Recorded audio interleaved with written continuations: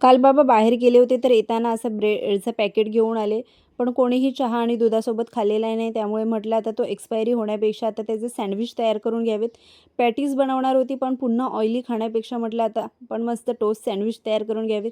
तरी ते बटरसुद्धा नाही आहे त्यामुळे घरचंच असं गाईचं साजूक तूप लावून घेतलं आणि त्यावर हिरवी चटणी लावून घेतली, कोथिंबीर आणि पुदिन्याची.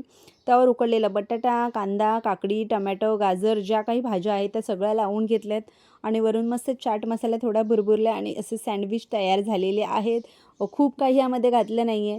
सिंपल असे सँडविच तयार करून घेतलेत आणि इथे टोस्टरसुद्धा नाही आहे.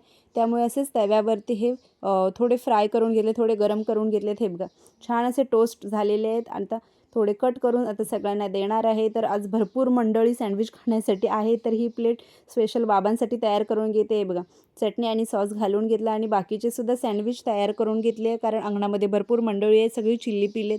तर सगळ्यांना सँडविच देते. सगळे सँडविच खात आहे म्हणून उर्वीचीसुद्धा एक्साइटमेंट वाढली. तिलासुद्धा खायचं आहे, ती काही खाणार नाही आहे.